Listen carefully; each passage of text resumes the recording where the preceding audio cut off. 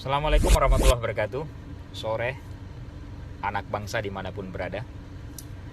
Dalam sepekan terakhir kita dihebohkan oleh viral video statement Ripka Ciptaning, anggota DPR RI fraksi PDI Perjuangan, penulis buku Aku Bangga Jadi Anak PKI. Video ini kemudian didiskusikan di mana-mana. Tapi sayangnya, saya mau memberitahu kepada rakyat Indonesia ya, komunikasi politik seperti ini ada hal yang biasa. Tugasnya sebagai anggota DPR adalah mengawasi kinerja kebijakan pemerintah pusat sebagai anggota DPR RI. Pertanyaan menariknya, kemana Ripka ini 5-6 bulan yang lalu? Kalau mau ngomong tentang vaksin, dia mau tolak vaksin harusnya 5-6 bulan yang lalu. Sebelum vaksin ini tiba di negara ini. Sebelum dipesan oleh Menkes atau dipesan oleh negara. Kalau dia mau protes tentang Sinovac, silahkan protes 5-6 bulan yang lalu. Jangan sekarang, terlambat Anda. Sebagai anggota DPR RI, justru kinerja Anda dipertanyakan. Kenapa Anda tidak ngomong 5-6 bulan yang lalu? Jangan Anda membalik-balik situasi seolah-olah Anda hebat di DPR dengan konteks ini. Ini kalau secara komunikasi politik gampang dicermati. Ini politisinya, oknum politisi ini lagi cari panggung. Setahun terakhir kita tidak tahu apa kinerjanya selama jadi anggota DPR di Komisi 9 di bidang kesehatan. Coba bukakan datanya.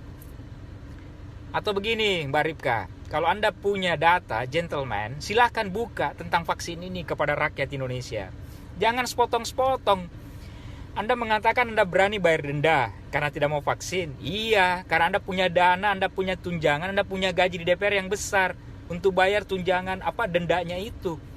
Tapi rakyat Indonesia kalau didenda mana bisa bayar dendanya itu. Jadi Anda ngomong untuk kepentingan pribadi, bukan kepentingan rakyat.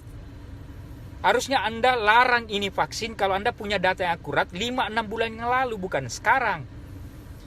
Presiden, tokoh masyarakat, tokoh agama, tokoh pemuda sudah memperagakan, sudah demonstratif suntikan vaksin. Anda kemudian tiba-tiba ngomong lagi beberapa hari terakhir, vaksin ini rongsokan. Betul-betul Anda cari panggung. Ingat, jabatan anggota DPR itu, ingat rakyat Indonesia, DPR itu adalah pejabat negara.